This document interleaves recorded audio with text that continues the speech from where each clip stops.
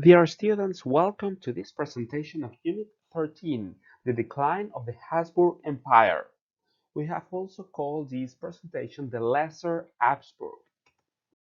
This is because this presentation continues with the previous one, that was the Greater Habsburg. Remember that the Habsburg were this royal family that ruled over Spain in the 15th and 16th centuries. The Habsburg continue. We have studied Carlos I, Felipe II. Now we're studying Felipe III, son of Felipe II,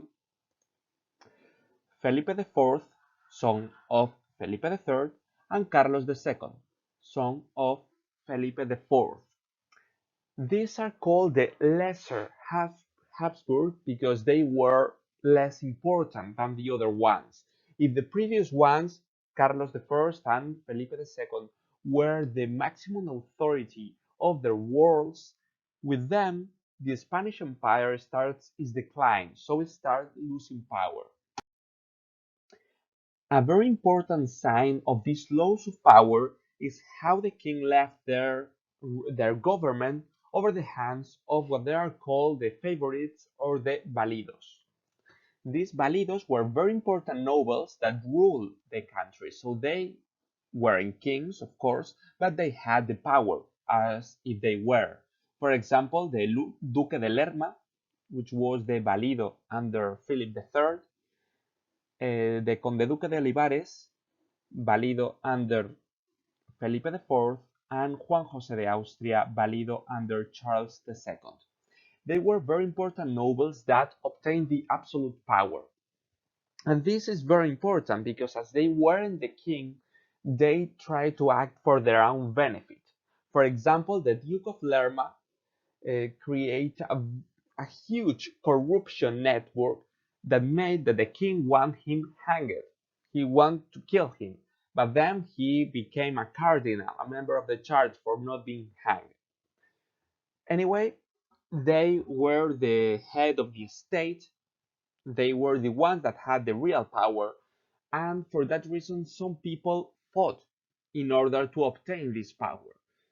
Because of these circumstances, conspiration plots, intrigues, and political conflicts were very common in this time, and many political officers ruled for their own benefits instead of for the benefit of the kingdom.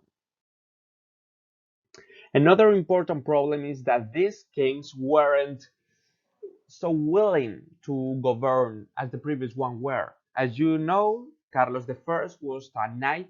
He went fighting, he led the armies on a war, and Philip II was an administrator. He ruled the bureaucracy. But with the later kings, the administration was left on the hands of their favorites, and some of them weren't able to rule. For example, Carlos II. As you know, the kings and queens normally got married with members of their same families, meaning that this incestual relationship had an offspring normally with illnesses or some diseases, genetical dysfunctions. And Carlos II was a deeply ill person. He had mental and physical problems because of this constant marrying between members of the same family. These are some testimonies of people that met Carlos II in his when he was born, and then during his life, and at his uh, at his death. As you can see, he didn't want to work as a king. He didn't want to do it. He could not do it either.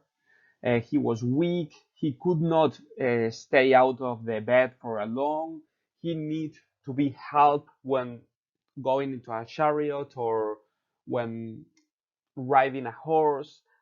He didn't learn to walk until he was 5 years old.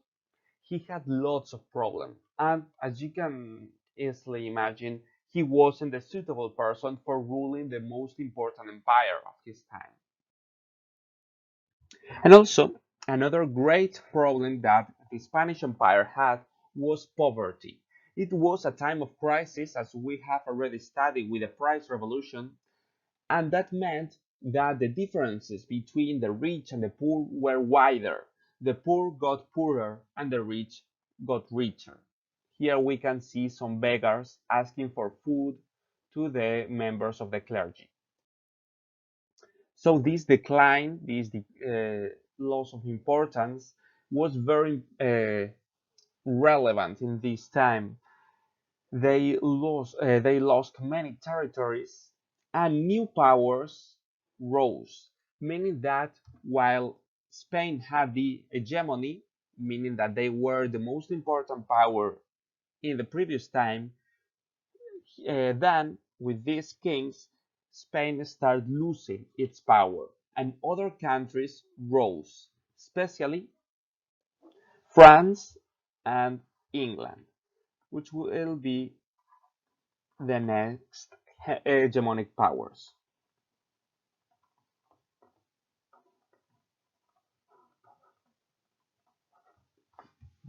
There was a great corruption, intrigues, sale of seats.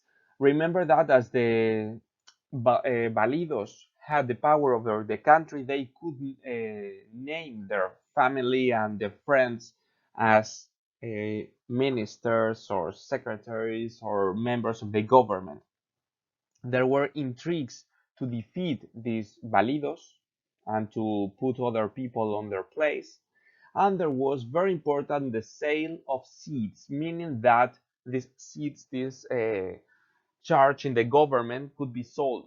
For example, if I wanted to become a bishop, I could buy the seat of a bishop, meaning that if secretaries, bishops, cardinals, abbots, uh, encomenderos, and other important charges could be sold, the people that had bought them would want to exert their power in its own benefits, meaning that they will want to obtain a profit from this position, meaning that they will charge great taxes and they will be corrupt. Uh, so they won't act on behalf of the country, but of themselves. Also, due to the huge expenses the country had for wars, for luxurious eatings, and, and parties, and uh, lifestyle of the nobility, they spent a lot of money. So they have debts with foreign banks, and that meant that a bankrupt was declared in several times, meaning that the state could not pay their debts. And of course, that was a great shock for the time that the most important empire in that time couldn't pay their debts. And also, very important, this landlord mentality. The landlord mentality means that the people did not want to work. The great ambition of every person in Spain was being able to live without working at all. They would have properties, lands, houses, etc., and they will receive a rent from the people that work that land or live in that buildings. This is what the rich people do, and that meant that there were no benefits. No one was producing wealth. The rich people just uh, charge taxes. And of course, the poor people need to pay those taxes and that rent. So the poverty will increase a lot. With Philip III, we start with a time of peace, actually, meaning that there won't be many things that happen in that reign. It is called the Pax Hispanica.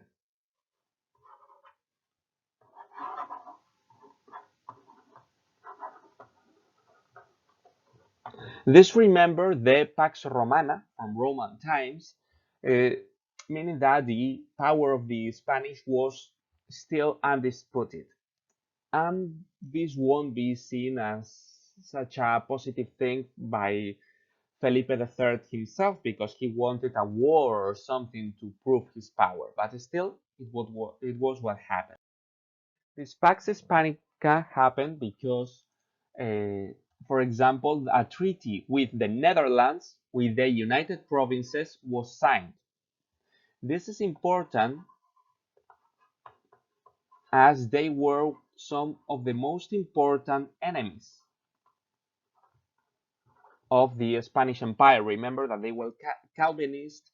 They want to be independent. They were ruled by the Spanish kings, but they want to be independent. So they went to a war that a truce was signed, the 12 years truce between the United Provinces and Spain in 1609. This was this was seen as a defeat in some opinion because the Spanish kingdom would not have signed this truce if they will be able to defeat the United Provinces, but they couldn't, so they need to sign this peace agreement. Then other important happening was with the Conde Duque de Olivares. Remember that he was the valido of Felipe IV that created the Union of Arms.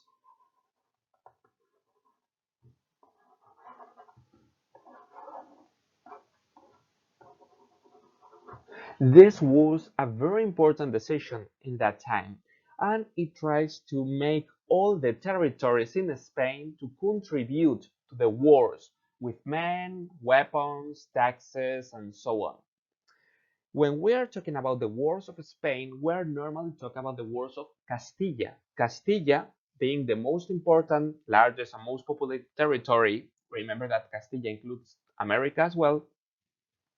They were the ones that pay for the wars, and they were the ones that provided soldiers to fight these wars, and the other kingdoms do not contribute.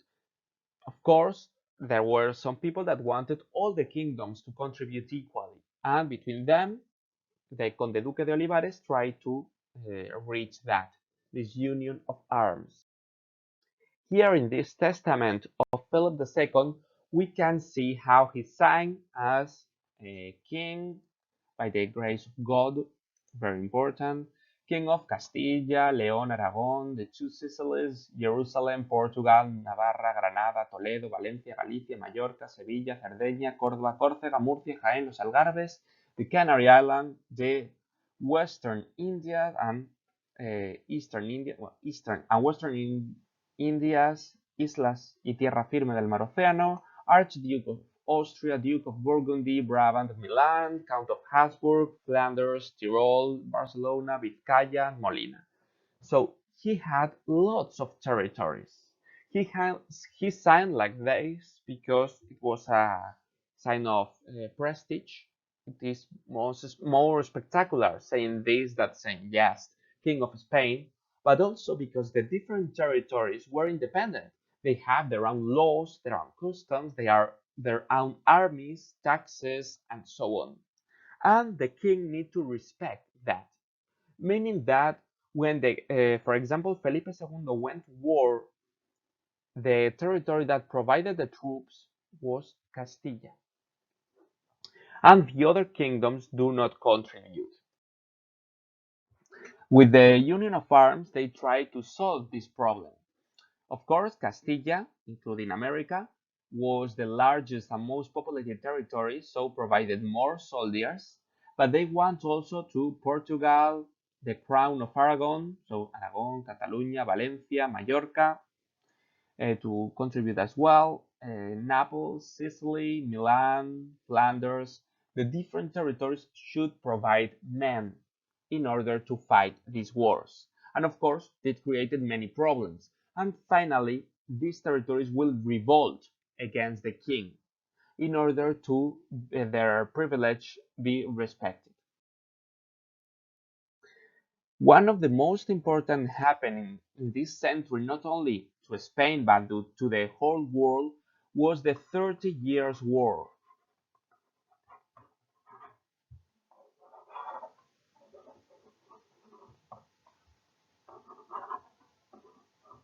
This, as its own name says, it's a war that lasted 30 years, involving most of the countries in Europe: Germany, Sweden, Denmark, England, France, Flanders, Belgium, Italy, Spain, Poland, etc.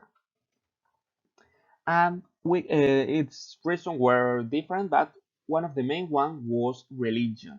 Here in this map, can see in different colors uh, the different religion, the different confessions that existed. For example, here in the Holy Roman Empire, as we studied with Charles I, there were different territories with different religions, and also here in Flanders there was a Calvinist land, the United Provinces, the one that went to war against Spain, and a Catholic part, the one that remained loyal to Spain. So there was different wars because of these things. This 30 years war desolated Europe. The whole continent was at arms at that time, and it was crossed by armies. For example, here we can see this famous painting, the Night Watch, that shows a regiment going to war with the weapons, the drums to march the parade, the flags, and so on.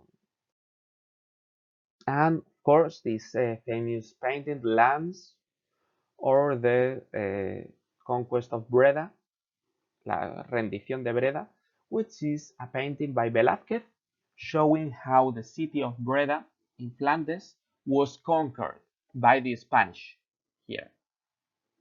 It happened in 1624, and it was part of the 30 Years' War and part of the 80 Years' War with Flanders, which were two different wars that share some countries. Of course, this completely destroyed Europe. It causes a huge desolation and uh, economic crisis, destruction of crops and buildings, death of many people, sack of towns, loot, lack of resources, famine, and even help spreading the plague. And of course, there were punishments because this was a religious war, and in many cases, it was a civil war. When the different armies reached some territories, they punished. For example, they hanged, like here, the people that belong to other religion or have helped the other army and so on. This has deeply influenced the way of thinking of these people. While we said in the Renaissance that they appreciate life, the good things in this world, they were optimistic, they try to enjoy their their their lives. In this time they will focus on the afterlife. They will become more and more religious. They'll have a depressed point of view. They were pessimistic. They dismiss the pleasures of this world in order to achieve well the afterlife and go to heaven. It's the time of the Baroque, a different artistic style from the Renaissance, much darker and depressed. And for Spain, it was the time where they start losing their power. For example, this is the Battle of Rocroi in France, where the tercios, these famous armies that the Spanish had, which were the most powerful armies in that time, composed mainly of infantry with firearms and also pikes, were finally defeated, meaning the beginning of the end of the Spanish power. The Peace of Westphalia signed the end of the 30 Years' War, and it was a very important treaty that changed the structure of power in Europe. Especially the Habsburgs lost their importance. Both the King of Spain and the Emperor of the Holy Roman Empire, and new powers rose: the Dutch, the English, and especially the French. So they lost the hegemony They reach agreements with England, their long-lasting enemies, and then they signed the 12 years truce with the Netherlands. The English were supporters of the Netherlands, so when they agreed not to fight with Spain, the Netherlands could not maintain the war, so they need to stop that and sign a truce. But this truce wasn't a victory for the Spanish. Actually, it meant that they wouldn't be able to control the Netherlands. They could not suffocate the revolution. They need to reach agreement. And practically speaking, it's considered to mark the independence of the United Provinces because you cannot sign a treaty with a territory that is not independent. So if Spain signed a treaty with them, meant that even when they did not want to accept that, they knew that they could be an independent territory. Then the Union of Arms by the Conde Duque de Olivares. This intention of unifying the armies in order to oppose a, a better fight against their enemies. The 30 Years' War that ended in 1648, meaning that it started 30 years before, of course, in 1618. And this ending, which was the Peace of Westphalia, that meant the loss of the hegemony and the rise of other powers, especially France.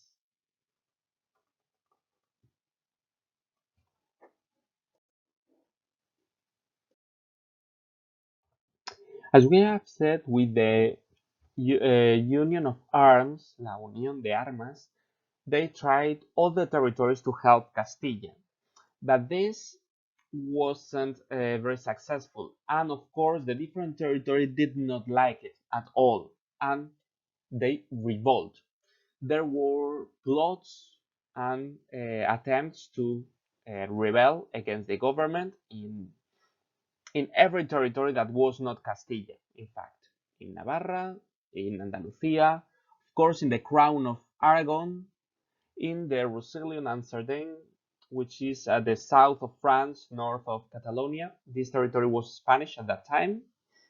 In Italy, Naples and Sicily, and in Portugal. All of this happened in the terrible year of 1640, which wasn't a very good year for the Spanish monarchy because almost all of their territories revolt against them. Especially in Portugal, this succeeded. The Portuguese nobles revolt and they named Juan IV, João IV of Braganza, as king of Portugal, meaning that Portugal became actually an independent country. As you know, Philip II obtained Portugal, but then in 1640 they revolt, and even when they weren't considered independent uh, until more than 20 years later, they were actually independent. They were a different country. And very important in Catalonia, the Corpus de Sangre happened. This was a revolt of the peasants against the taxes and the armies that were in that territories. This is important because nobody wanted the army to be in their lands. As Spain was at war against France, they need to have soldiers in the border, and the border is Catalonia, of course. So they established the troops there, and the troops need to be fed with the food of the peasants. They need to be keeping some houses against the will of the people that live there, and they cause fights and loot and lots of problems. So the people revolt, and it was such an important revolution that the nobles helped them. They actually joined them, meaning that Catalonia actually became independent in that moment. They were independent from the rule of the Spanish monarch, but as they knew that they could not uh, be on their own, they need the help of other countries. So they in fact, passed to be a part of France. They stopped being a part of Spain and became a part of France because they consider that with France, their lands and rights will be more respected, which they weren't. This is a show of how France started obtaining more and more and more power. It's the time of the rise of the French power, represented by, for example, here the Cardinal Richelieu, which was a member of the church. It is the equivalent of the validos that we had in Spain, and is the one that had the real power in France. He was a member of the church, but he liked to rule to lead their armies in battle. For example, we can see it seen here, dressed as a cardinal, but with an armor in the siege of La Rochelle. So, in 1640, there were revolts in different territories, plots in Andalusia, Aragon, and Navarra against the Castilians. In Portugal, Juan John IV was actually named a king. They had the support of France and England because they were enemies of Spain. So everything that could defeat the Spanish and weaken them was good for France and England. So they helped the Portuguese.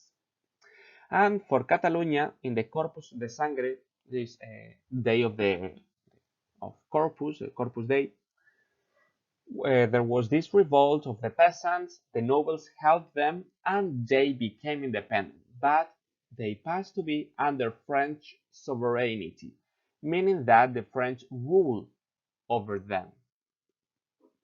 So while we can consider that the Portuguese attempt was actually a success,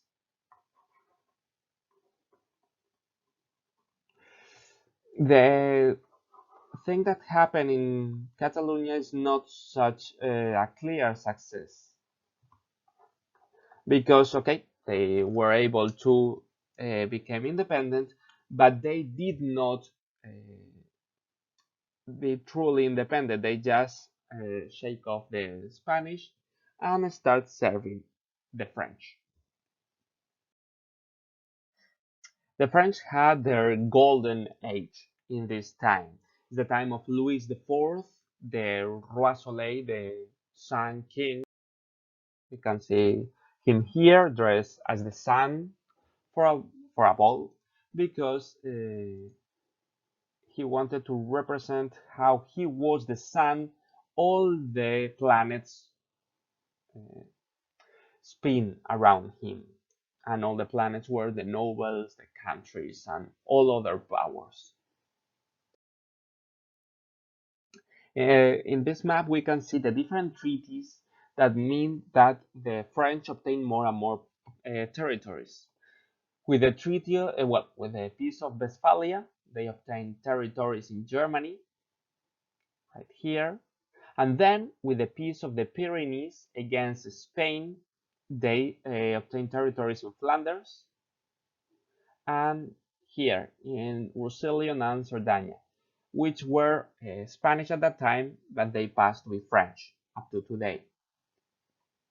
This is important because, as you know, the Peace of Westphalia ended the 30 Years' War, but France and Spain continue fighting their own war up to the Peace of the Pyrenees 11 years later, that the Spanish lost, actually. There were other treaties, and for example, the Peace of Nimega, meaning that the Spanish lost territories around the Rhine River, and the Franc-Comté, the Franco Condado, this territory that was Spanish at that time. It's the rise of the power and the absolutism of France. The absolutism is this regime where the king had the complete power, cannot be disputed.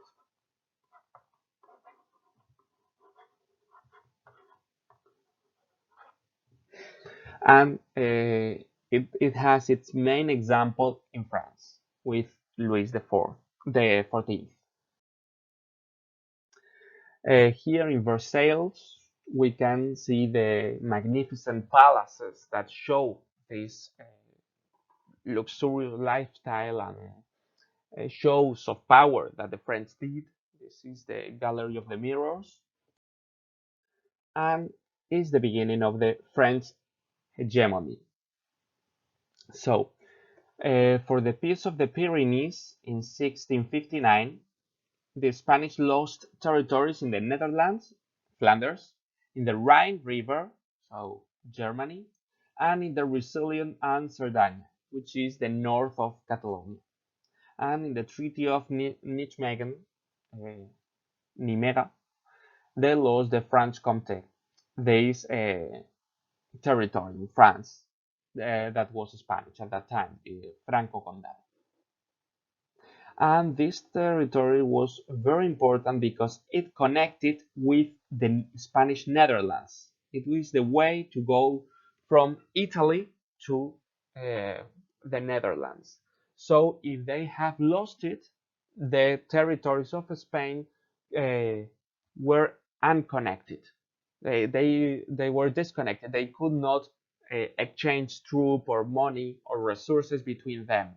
So it was much harder to defend them. This was also a time of crisis, especially for the common people. There was a demographic crisis. This is very important, meaning that the population decreased.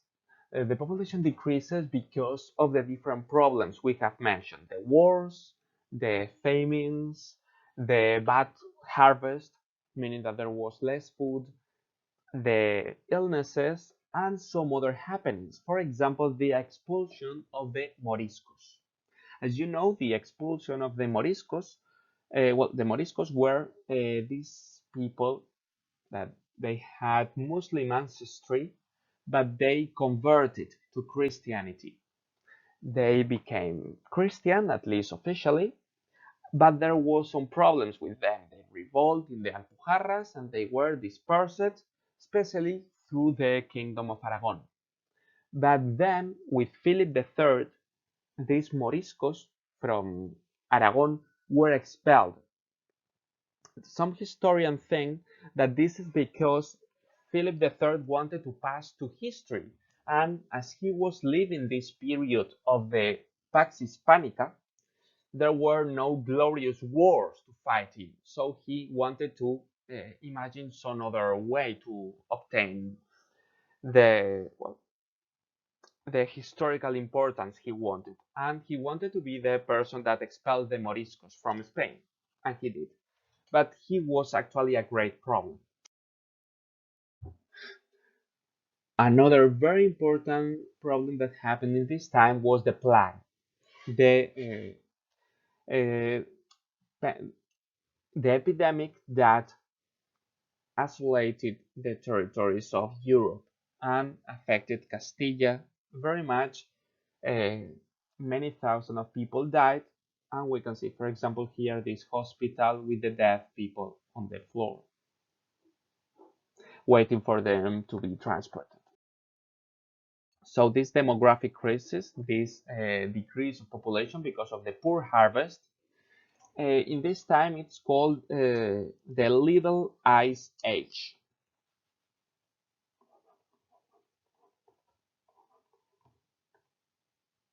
This is important because it shows how the environment can affect on the human beings. It was a very small decrease on the temperatures that wasn't such great for the humans to actually notice it, but it was enough for the crops and the plants that stopped growing so much. So there were very poor harvests and many people could not feed properly. There was a plague in Castilla. There was wars, the 30 Years' War, the 80 Years' War with the Netherlands, the war with France, etc. There was emigration, especially to America, of course, in order to fly from these problems. And finally, the expulsion of the Moriscos in 1609, meaning that many people that was working the land, that had jobs, that were artisan, merchants, and so on, were forced to leave the country. So they lose even more population than before. It wasn't just a demographic crisis, but an economic crisis as well. As you know, during the price revolution, the prices increased. The value of the currency decreased. There was a devaluation, and the taxes grew. This continued this time, meaning that a great economic crisis happened. These are some Castilian coins that are very small and of a very bad quality. This is because the solution in this time for the value of the money decreasing was creating uh, worse quality coins. They subtract some gold or silver from the coins so they could make a lot more, much cheaper. But this was no solution at all. Actually, it got the things worse, meaning that the people had not enough money to, their money that the people have was not enough to pay for their expenses.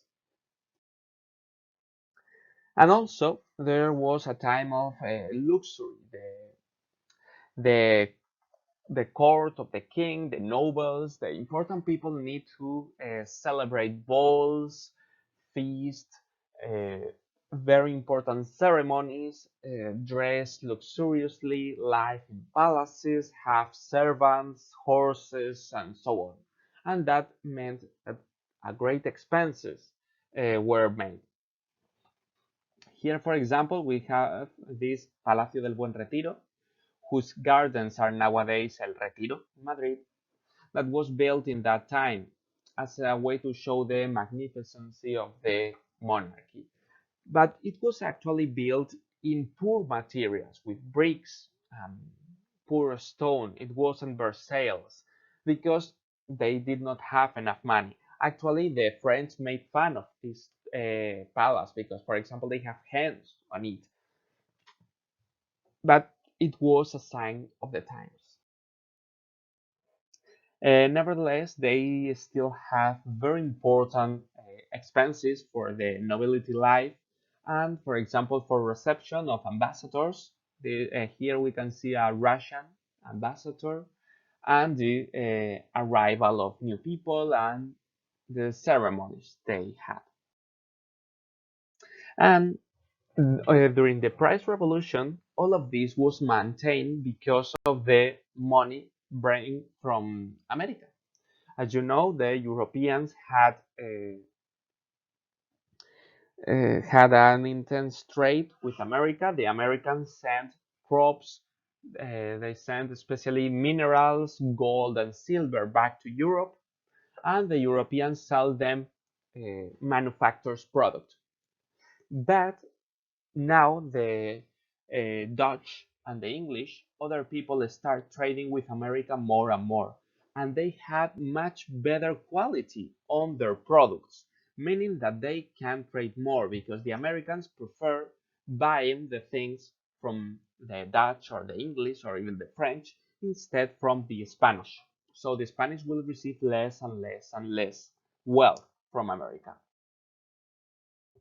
They still have these galleons sending gold and silver constantly to the Spanish shores, but because of this reason, it was the golden age of piracy, especially in the Atlantic and the Caribbean. There were pirates that uh, persecute the wealth from these galleons that went to Spain. And there were also the corsairs. Pirates and corsairs are normally considered the same, but they are not. A corsair is some hired pirate. If you're a pirate, you're a thief. You're a person that robs for a living.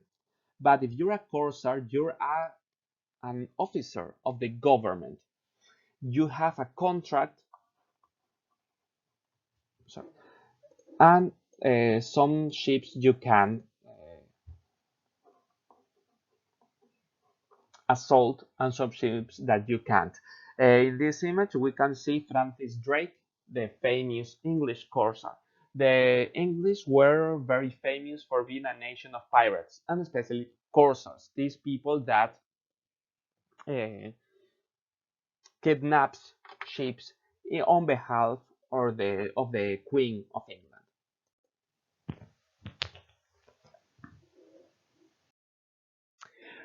The Spanish had corsairs as well, not as much as the British, but they had some of them. For example, here we can see a contract which is called a patente de corso. This contract signed with the corsairs in order to establish what they can do.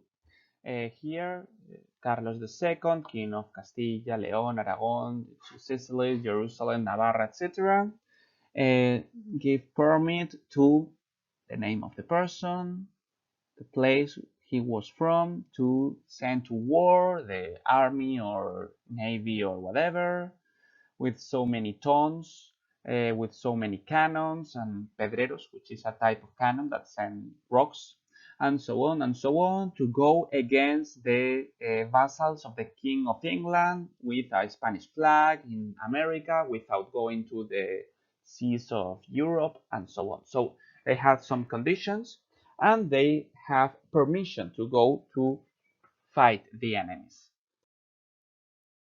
So this economic crisis, the economic activities were abandoned in many ways because of this landlord mentality, because the people wanted to live from the rent, the benefit they obtained from the land or the houses they had. But of course, many people could not live from them. The devaluation, the currency start losing its value, so they need more and more and more money for having the same things. They contempt, they dismiss, they do not like the manual work. Actually, manual work was considered something indigenous of a wealthy and worthy person. They did not want to work. Actually, the king need to pass some laws saying that agriculture was not considered a work but an art, and it was because if not, nobody would want to work the land, especially the nobles, the hidalgos, that were the ones that did not want to work at all. The taxes increased, and the majorat, this institution that had the land in the hands of some people, continued. This is very important because, as you know, the land was in the hands of the main families of the nobles, and they had to pass all the land to the main son, to the older son. They could not distribute it, meaning that many people could not access to land, they could not work it, they could not obtain benefit from them. And of course, they have the competition from the foreign manufacturers and banking. Do you remember when we were talking about the Catholic monarchs that we said that the wool from the Mesta, for example, was sold outside?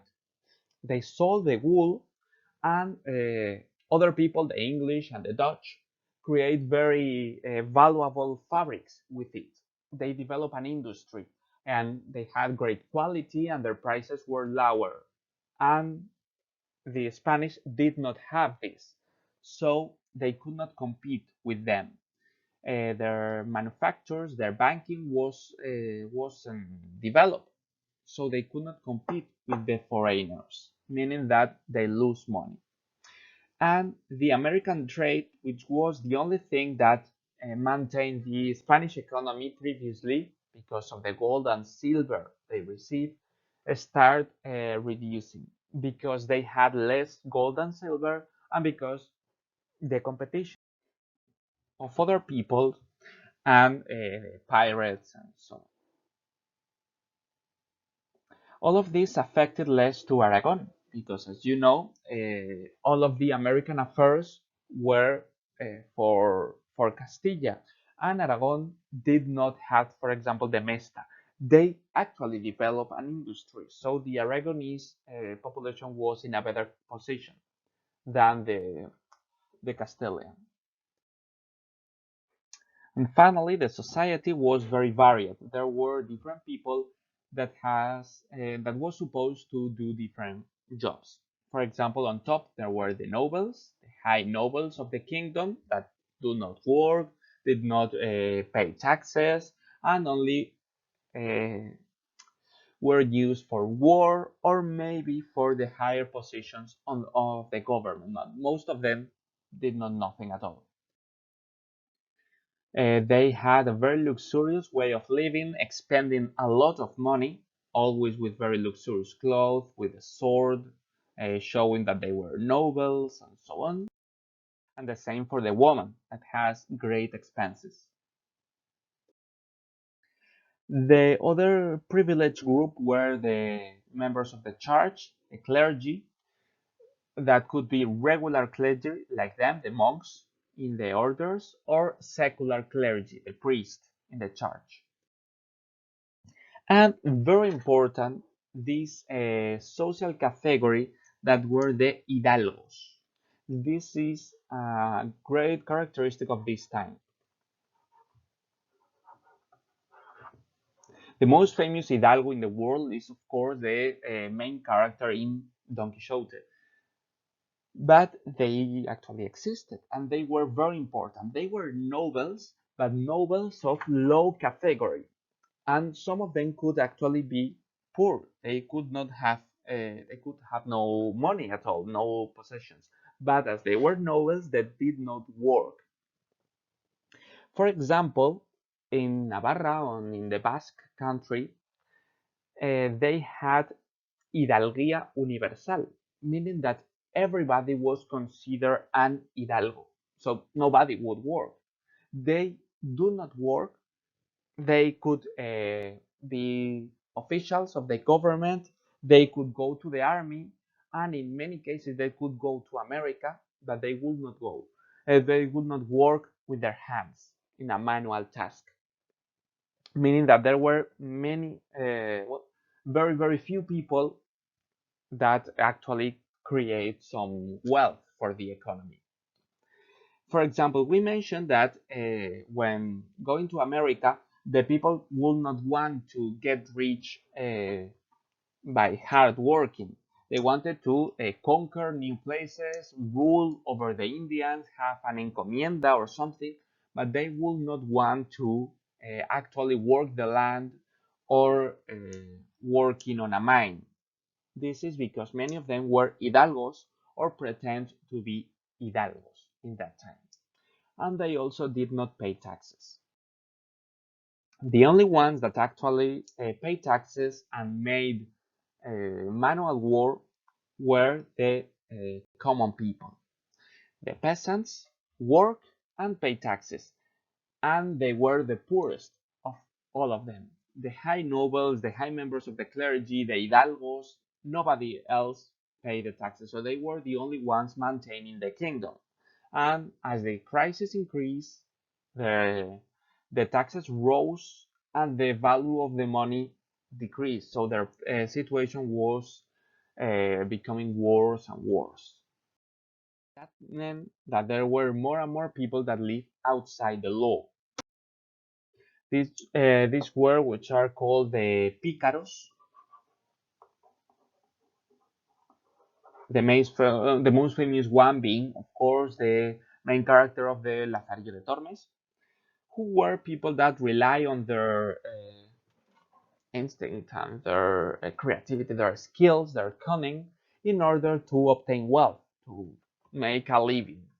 And many of them were just children or beggars that had nothing well, to live except for their cunning. So the society was clearly divided between the nobility that had the lands and received a rent from it, so they did not work.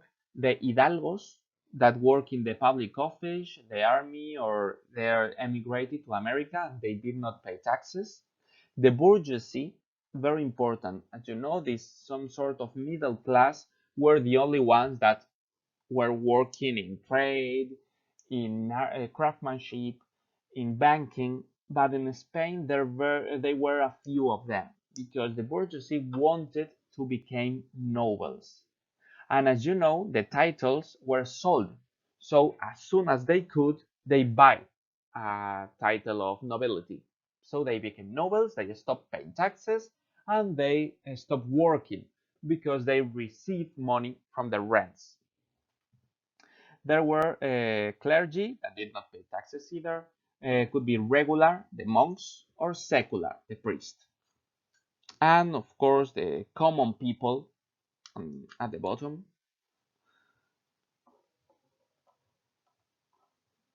who were the ones that actually maintained the country. They pay taxes. They could be peasants, artisan merchants living in the countryside or in the cities.